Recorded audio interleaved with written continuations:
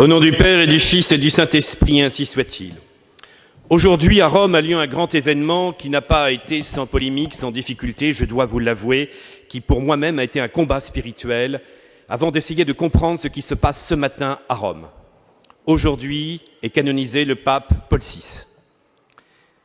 Le pape Paul VI est déclaré saint et, vous le savez, la majorité des théologiens pensent que les canonisations sont infaillibles et le pape Paul VI a vraiment eu des miracles grâce à son intercession. Pourquoi une hésitation, un combat spirituel face à cet événement qui a eu lieu ce matin? Et depuis plusieurs mois, j'essayais de comprendre ce qui se passait, car je dois vous avouer que ce n'est pas sans souffrance, car nous avons eu 70 000 prêtres qui ont abandonné le sacerdoce, la crise la plus grave dans l'après-1965, beaucoup de complaisance vis-à-vis de régimes communistes qui ont tué des millions de personnes, des tortures et des oublis de la part de la papauté, de quantité de martyrs, et puis des réformes liturgiques qui ont entraîné des drames, des scandales, et puis la perte de la foi de millions de personnes sur plusieurs continents, une perte de la foi jamais enregistrée dans l'histoire de l'Église à ce point-là. Donc, j'avais tendance à l'attribuer aussi à la faiblesse d'un homme. Et puis une fermeté marquée vis-à-vis de ceux qui pouvaient être plus attachés à la tradition, et puis une grande libéralité vis-à-vis de ceux qui remettaient en cause la foi. Ce combat intérieur, je l'ai vécu en me disant, mais nous sommes face à un scandale. Comment un homme qui a manqué de fermeté, qui a laissé le monde partir ainsi, 70 000 prêtres qui ont abandonné le sacerdoce, jamais vu dans toute l'histoire de la chrétienté, comment cet homme peut-il être saint ? Alors, en regardant sa vie, en demandant aussi à l'Esprit Saint de m'éclairer, d'essayer de mieux comprendre ce qui pouvait se passer, car si le Seigneur accorde de vrais miracles, et si l'Église, dans son autorité, le reconnaît comme saint, j'ai essayé de rechercher pour voir quel était ce combat qui pouvait se passer à l'intérieur de l'Église. Et je pense qu'avec l'histoire de Paul VI, nous sommes confrontés au mystère de l'Église, à la fois humaine et divine, à la fois sainte et avec des hommes pécheurs. Oui, nous touchons de près, avec ce qui s'est passé dans les années 70, à un véritable miracle. Et je vais essayer de vous en faire la démonstration en peu de temps. Car, de fait, s'il y a eu autant de scandales et de pertes de la foi, il y a eu aussi l'histoire d'un homme soumis à la culture de son temps, à son histoire personnelle, à son tempérament intérieur. Et on va voir à chaque fois, au moment où tout risque d'exploser, la force surnaturelle d'un homme malade, chétif, lui-même de tendance libérale, agir avec une force absolument incroyable pour rétablir la vérité et empêcher que tout explose. Nous sommes donc en face d'un combat intérieur et je n'avais pas mesuré que cet homme, dans sa tristesse et dans son combat, était un véritable ascète qui va vivre la passion de l'Église avec un isolement que nous n'avons pas mesuré. Sans vous refaire toute l'histoire de sa famille et de ses influences à la fois culturelles, politiques, de tendance plutôt libérale et démocrate chrétienne,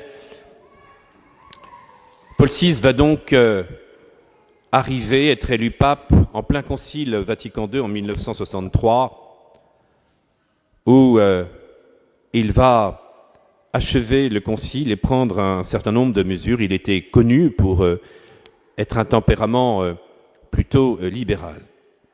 Le premier point sur lequel je voudrais insister, il est en lien avec ce qui se passe aujourd'hui.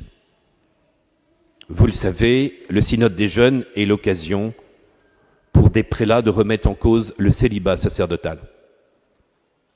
Ça va être un point extrêmement important. Nous vivons 50 ans après le drame des 70 000 prêtres qui ont abandonné le sacerdoce, un nouveau drame dans l'Église. Et des médias et des ecclésiastiques qui se servent de ce nouveau drame pour remettre en cause le célibat sacerdotal. L'archevêque de Bruxelles, cette semaine, a ouvert la possibilité d'ordonner des jeunes mariés. De nouveau, une crise épouvantable se prépare avec un certain nombre de prélats, plus importants qu'en 1965, favorables à l'abandon du célibat, c'est-à-dire à l'ordination pour l'Église latine d'hommes mariés. Aujourd'hui, dans ce synode, qui va être la plus grande attaque depuis 50 ans contre le célibat sacerdotal, Paul VI est canonisé. Quelle réponse incroyable de la Providence qui nous montre aujourd'hui cet homme, Paul VI canonisé, qui est celui qui va répondre dans toute l'histoire de l'Église avec le plus de force pour le célibat sacerdotal. Car, alors qu'il y avait tout au long du Concile des demandes, à chaque signature de réduction à l'état laïque, le pape Paul VI pleurait et vivait une désolation. Il a fini par faire une encyclique d'une beauté incroyable en montrant que le célibat n'est pas une violence à la nature, mais que le célibat sacerdotal est un don de Dieu, un don spirituel, un appel aux exigences du Christ pour vivre la sainteté.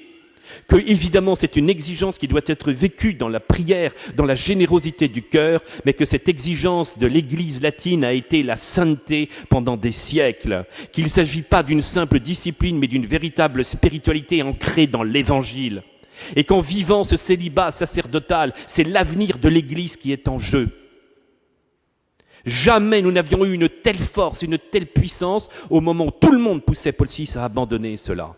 Il a répondu avec la force du poing par une encyclique qui s'inscrivait évidemment dans la continuité de toute l'histoire de l'Église. N'oublions pas ce texte, Sacerdotalibus Celibatus, ce texte encyclique qui est arrivé ainsi à la fin du Concile. Deuxième fait important, ils sont nombreux. La crise de l'Église se répand. En 1966, les évêques hollandais sortent un catéchisme hérétique. Plusieurs points de la foi sont abandonnés. Le pape Paul VI, dans son tempérament, ne condamne pas dans un premier temps les évêques hollandais. Des points importants sur les fins dernières, sur la grâce, la présence réelle, la résurrection du Christ. Ce catéchisme est une horreur. La foi commence à être abandonnée sur plusieurs continents. Paul VI ne condamne pas. Il essaye de faire une admonition par une commission. Et en fin de compte, en 1968, il répondra sur tous les points du catéchisme par le credo, un credo qui est l'exposition de la foi le plus complet que nous ayons eu chez les papes modernes, et qui reprendra point par point tous les points qui ont été abandonnés. Il montrera la force dans ce credo du peuple de Dieu, et non pas du pape Paul VI uniquement, comme les évêques le diront. C'est un credo personnel. Avec toute la force de son magistère, il réaffirmera toutes les vérités de la foi sur la Trinité, l'incarnation, la rédemption, le mystère de l'Église, le mystère de la grâce, les fins dernières. Il réaffirmera avec force la place du Christ dans l'histoire. Ainsi, le credo de Paul VI restera un texte majeur et qui restera dans l'histoire comme la réponse à la perte de la foi sur plusieurs continents. Fin du Concile. Nous sommes encore dans une période où des millions de chrétiens sont persécutés. Le Concile, les autorités romaines avaient signé un pacte à Metz avec des autorités communistes pour empêcher la condamnation du Concile et la condamnation, du communisme. Et ainsi, les autorités soviétiques avaient permis à des évêques de pays de l'Est de pouvoir se rendre en contrepartie d'un refus de la part des autorités de condamner le totalitarisme le plus sanglant de l'histoire. Ça restera bien sûr une blessure profonde pour beaucoup de chrétiens dans les pays de l'Est, même si le Concile n'a pas pour but, dans un premier temps, de condamner une doctrine politique. Le Concile s'intéresse en priorité à la doctrine du salut et au mystère de la grâce, mais quand même, ça demeurait, dans une période de persécution, comme une grande faiblesse. Et c'est alors que Paul VI, en 1965, au moment de la fermeture du Concile, au moment où certainement il a dû vivre en relation avec le cardinal Mindszenty, le cardinal Slipisch, tous ceux qui étaient persécutés dans leur chair, torturés dans leur chair pour leur fidélité à Rome, les évêques chinois, quantité de pays de l'Est, où on va connaître encore des drames comme Prague en Tchécoslovaquie quelques mois plus tard.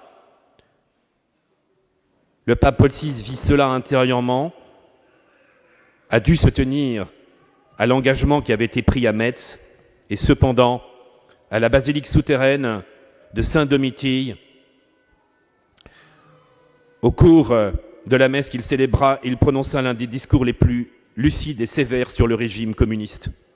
L'agence soviétique TASS y verra une provocation inouïe. Le pape Paul VI a déclaré « Nous prierons aujourd'hui d'une façon spéciale entre l'église des catacombes et l'église qui aujourd'hui souffre et arrive difficilement à subsister dans les pays au régime athée et totalitaire. Il y a des analogies réelles et évidentes. On cherche à asphyxier la libre vie religieuse du peuple et des individus et des propos délibérés, même s'il est inavoué, on espère le faire mourir.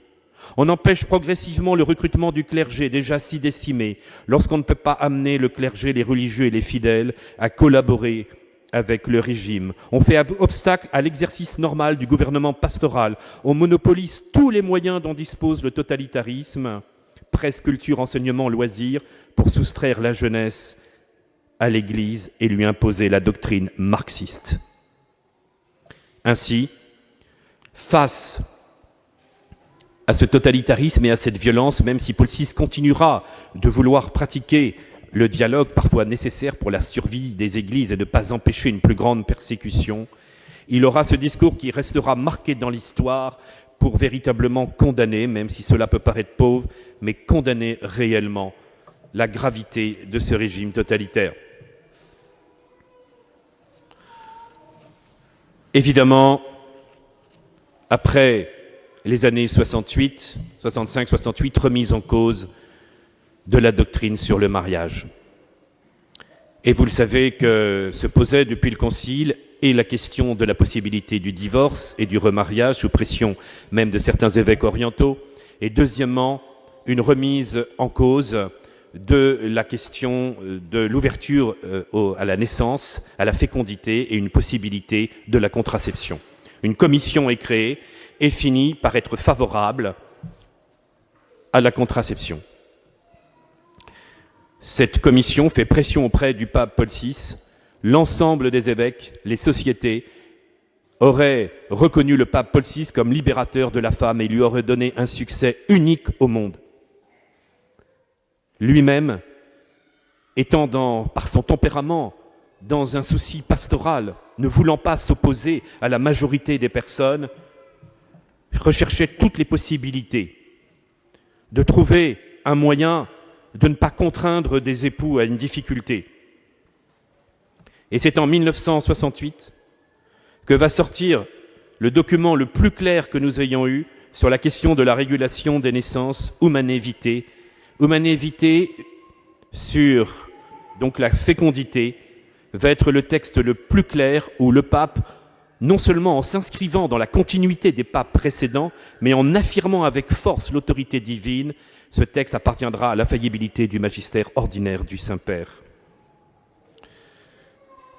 Paul VI se fera des ennemis dans toute l'Église, parmi les universités qui continuent aujourd'hui de dire que c'était un fou qui, à la fin de son pontificat, n'a pas été capable de sentir le monde. Je vous relis quelques passages. L'Église rappelle aux hommes l'observation de la loi naturelle, interprétée par sa constante doctrine. Elle enseigne que tout acte matrimonial doit rester ouvert à la transmission de la vie. C'est en sauvegardant ces deux aspects essentiels, union et procréation, que l'acte conjugal conserve intégralement le sens du mutuel et véritable amour et son ordination à la très haute vocation de l'homme et à la paternité. User de ce don divin en détruisant fût-ce partiellement sa signification et sa finalité, c'est contredire à la nature de l'homme comme à celle de la femme et de leur rapport le plus intime, c'est donc contredire au plan de Dieu et à sa volonté. Nous déclarons solennellement qu'il était absolument à exclure comme moyen licite de régulation des naissances l'interruption directe du processus de génération déjà engagé, surtout par l'avortement directement voulu, même pour des raisons thérapeutiques. Et pareillement est à exclure, comme le magistère de l'Église l'a plusieurs fois déclaré, la stérilisation directe, qu'elle soit perpétuelle ou temporaire, tant chez l'homme que chez la femme. Est exclue également toute action qui, soit en prévision de l'acte conjugal, soit dans son déroulement, soit dans le développement de ses conséquences naturelles, se proposerait comme but ou comme moyen de rendre impossible la procréation. Il n'est pas permis, même pour de très graves raisons, de faire le mal afin qu'il en résulte un bien. Le pape a engagé son infaillibilité, l'Église n'a pas changé sur cette question-là. Voilà aujourd'hui ce qui est rejeté par une majorité, je crains, de prêtres. En tout cas, peut-être pas en doctrine, mais en pratique.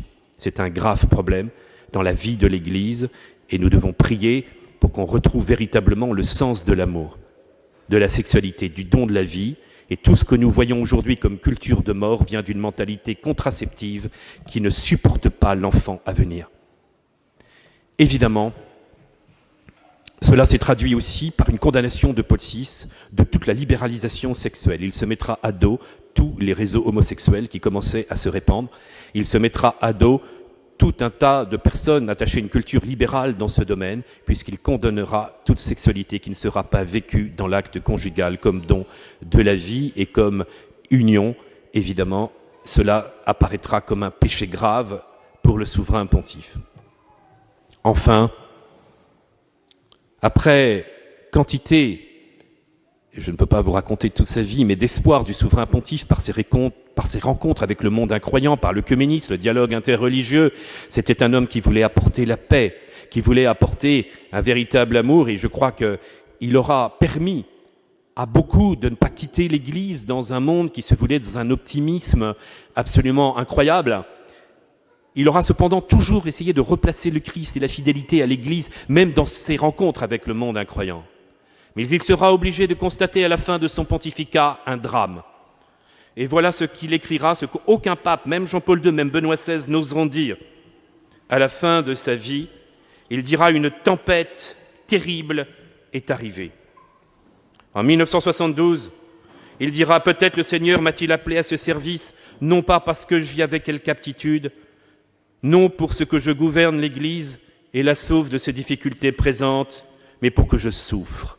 Je souffre quelque chose pour l'Église et pour qu'il apparaisse clairement que c'est lui et non un autre qui la guide et qui la sauve. » Des témoins avoueront que Paul VI portait en permanence un cilice, vivait une mortification incroyable. On le retrouvait souvent en train de pleurer seul devant les drames du monde et de l'Église. 8 jours plus tard, c'était l'aveu d'une désillusion, une explication surnaturelle de la crise de l'Église. Par quelques fissures, la fumée de Satan est dans le temple de Dieu. Le doute, l'incertitude, la problématique, l'inquiétude, l'insatisfaction, l'affrontement se sont fait jour. Nous aurions cru que le lendemain du concile serait un jour de soleil pour l'Église, mais nous avons trouvé de nouvelles tempêtes. Nous cherchons à creuser de nouveaux abîmes au lieu de les combler. Que s'est-il passé? Nous vous confions notre pensée. Il s'est agi d'une puissance adverse, le diable, cet être mystérieux, ennemi de tous les hommes, ce quelque chose de surnaturel venu pour gâter et dessécher les fruits du concile œcuménique et pour empêcher que l'Église éclate en hymne de joie pour avoir redécouvert la conscience d'elle-même. Il condamnera par de nouveaux actes toutes les doctrines contraires à la foi de l'Église vers la fin de son pontificat, en rappelant l'importance de la fidélité au credo qu'il avait pu adresser.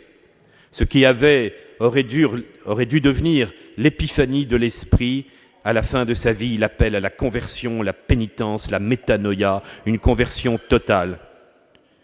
Il vivra dans une grande tristesse et sera accablé par l'enlèvement d'Aldo Moro, son ami de la démocratie chrétienne, qui sera enlevé par les Brigades Rouges. Il sera prêt à offrir sa vie et on découvrira le cadavre d'Aldo Moro dans les rues de Rome. Alors il finira sa vie dans la souffrance physique, dans les pleurs, dans le mépris de l'ensemble du monde catholique. Cet homme, en fin de compte, a vécu une passion avec son incapacité d'homme à réduire la crise, mais je crois qu'on jugera son histoire plus tard et tout son gouvernement. Ce qui est clair, c'est que c'est un homme qui a aimé le Christ, qui a vécu une passion intérieure et qui a offert sa vie pour que l'Église soit resplendissante. Eh bien, prions Paul VI pour que nous ayons, peut-être même à travers les erreurs de son gouvernement, que nous puissions avoir un renouveau de l'Église, et lui qui a tellement tenu à la beauté de l'Église, à la fidélité du sacerdoce, à la vie de famille, à une fidélité à la foi, eh bien prions pour que son sacrifice puisse apporter des fruits. Amen. Au nom du Père et du Fils et du Saint-Esprit, ainsi soit-il.